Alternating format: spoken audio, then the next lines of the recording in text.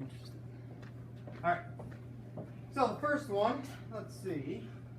I got all types of tabs open for my other class here, so it's going to look kind of silly. Oh yeah, this one. This is more of an animation. This is cool.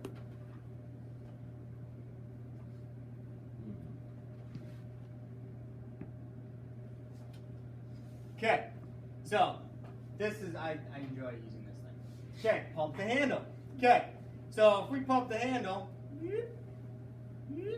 put some gas particles in there. Okay, let's heat it up. So we got gas particles bouncing around. What happens if we heat it up? What happens if we cool it down? They slow down. Put some ice to it. They slow down. They move a little bit slower. Notice the pressure is dropping. I don't know if you can see that. 0.2 atm, 0.7, 0.27. So it's dropping as I cool it down. Okay? Pressure drops. Look at the temperature drop. Particles are hardly moving. If we increase the temp, juice it up here. Add some heat. Look at the temperature. It's up to 100K. Going up, up. Particles are starting to gain what? What type? Kinetic energy, right? So they're bouncing around, increasing the pressure. Pressure's going up. Okay? Particles are going crazy now. Okay? Pressure's going up and up and up and up. Blew the top off. Okay? I blew the top off because the pressure built because we were heating it up. Particles are going crazy. Gas is trying to expand to get out, right? Okay, return to the lid. All right. So let's put it in a light species here, just for fun. That's fun. Okay, so little gases actually move faster. So if we take our, whatever that guy's supposed to be, spaceman, and we push, he's super strong. He's gonna push it. What happens as he pushes this? What happens to the volume of the box? Goes down. What happens to the pressure? Goes up. So if I keep pushing, what's gonna happen again? I don't know if it's gonna come on. Okay, I guess we have to add some heat. Also, let's blow the top again. That's fun. There we go. All right. Okay, so it's a great animation because I can show you making a smaller volume. Smaller volume, pressure really goes up because the gas particles are so crowded, colliding. And then if we increase the temp, the same thing happens, right? Pressure increases. So the only thing this doesn't show is reset. Go back. The only thing this doesn't show is volume, right? So I pushed him in there. As we heated it, it didn't expand because it's a rigid container. But it's kind of a cool animation. Helps you visualize the particles a little better. All right, now this one, whoops, that's what it looks like at the end. The thing here is to crush the can demo. When I heated it up and then put it upside down in the ice water and it crushed, this teacher and these students went outside and did it with a 55-gallon drum. So they heated it up. So they heated it up and then they put it in this tub.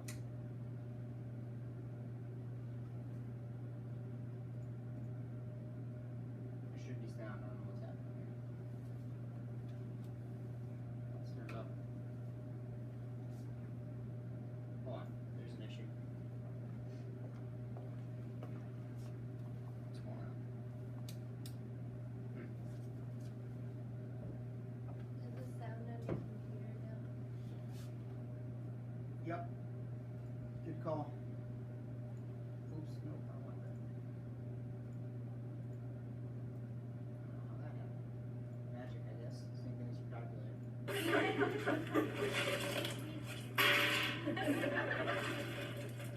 That is so wimpy. So a teacher actually sprays it down with water, cold water.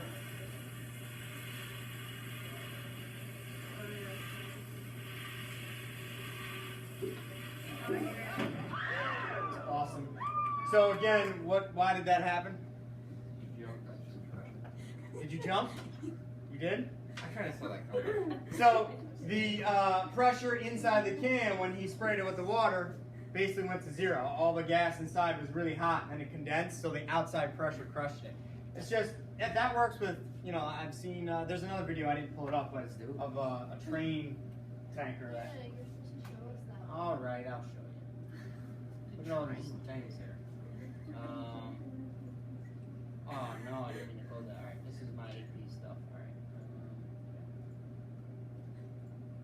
got all this on the website, you know. Bored Friday night, get on here, watch some chem videos. Just me? Alright. Let's see, where are we? Storage tank crushed. Here we go. Wow. It's the same concept. How? They didn't properly vent it, so what happens was the pressure was building inside, and then somehow temperature changes, it must have all condensed, and again the air pressure crushed it. So if it wasn't properly vented, it wasn't staying at a constant temperature essentially, so if the inside got hot somehow, and then it cooled down quick enough, maybe depending on where the train was going, you know, as far as the climate. Yeah, and it cooled it down, so that's crazy. That's crazy. All right. Okay. Next thing that we're going to be learning about actually is vapor pressure. So we just learned about gases. So I'm not done. I'm going to go back to the homework. But again, since it's hooked up, I might as well show you. The next place we're going is liquids. So we talked about gases and the gas laws. Now we're going to talk about liquids. And liquids, all we care about are two things: boiling and then vapor pressure. So liquids boil by doing what? How do you boil liquid? Heat it up. Not true. Not true. I'm going to show you I can boil water without heating it up. Okay? I can boil water without heating it up. Why? It's all about vapor pressure. So here's what's happening in the water. The water has a certain vapor pressure that it's pushing against the atmosphere. So there's vapor coming off the top of this water, and it's pushing up against the air. The air pressure is pushing down on the liquid and actually on all sides. But just for the sake of understanding the concept, you have air above it, and then you have water below, right? So that the surface is kind of the dividing line. So you got water particles evaporating, pushing up, air particles pushing down. So when those pressures equalize, water boils. Has nothing to do with temperature. So when the water vapor is pushing up against the air, and then the air pressure is pushing down, most of the time, 99% of the time, air pressure wins that battle. So water is pushing up, but the air is stronger, pushing down. So therefore, it stays a liquid and it doesn't boil.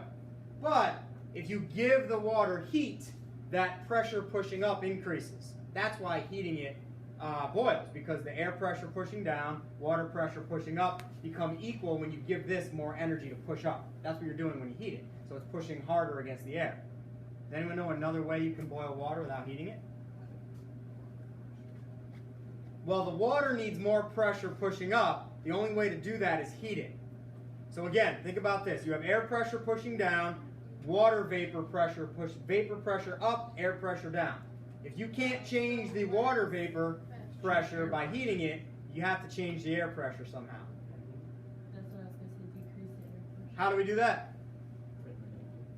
We learned last week with Colin on top with his sombrero.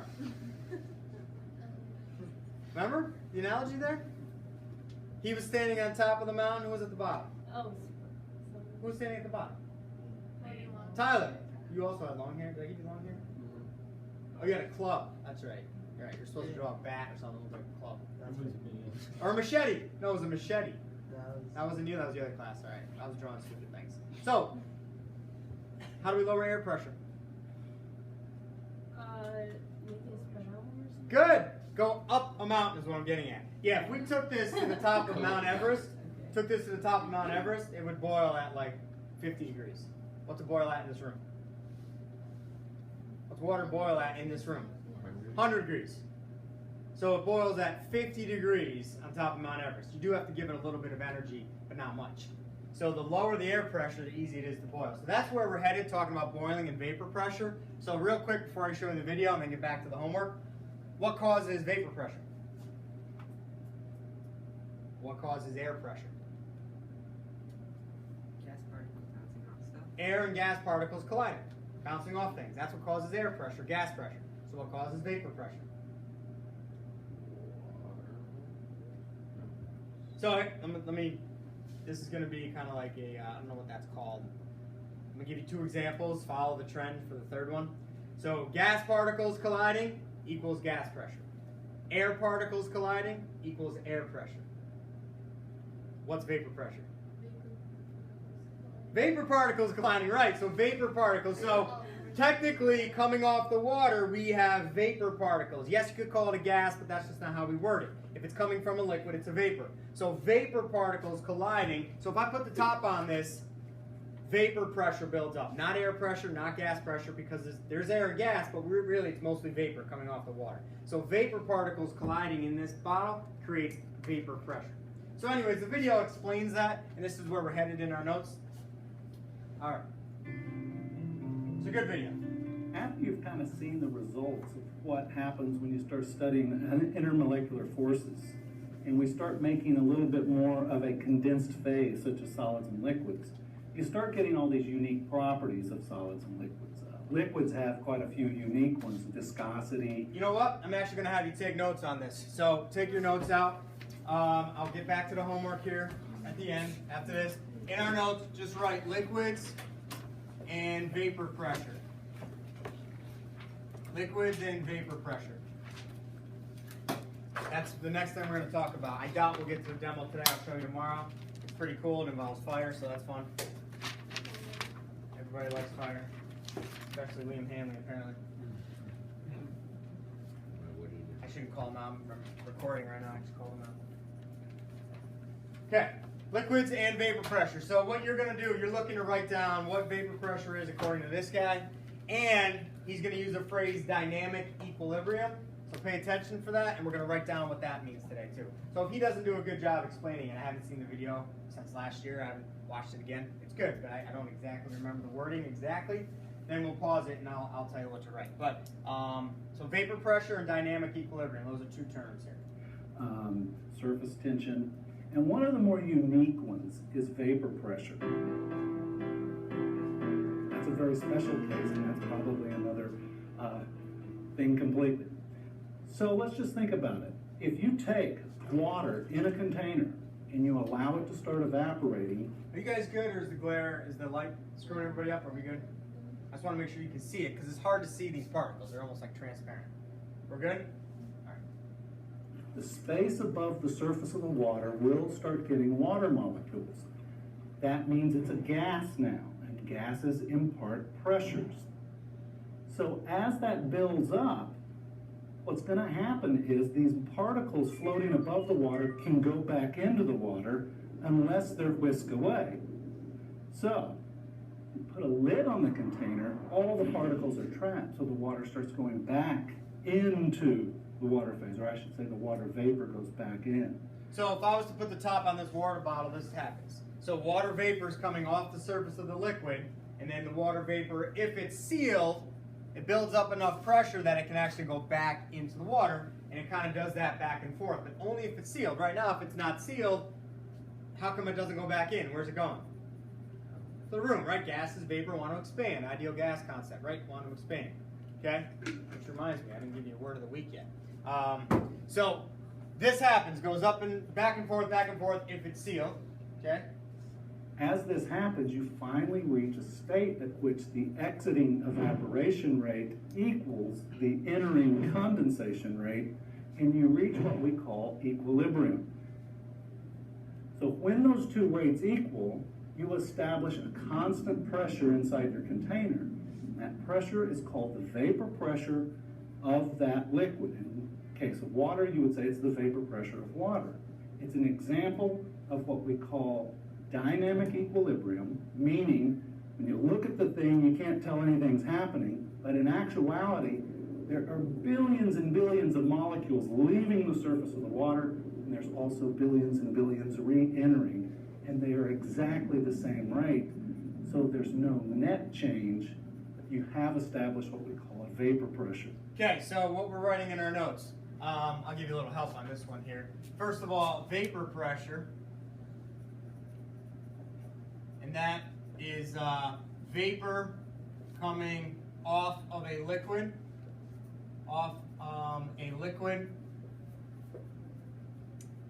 coming from a liquid, whatever makes sense to you there, coming off of a liquid or solid. You can have solid like iodine, right? It forms vapor. Vapor coming off a liquid or solid colliding with each other.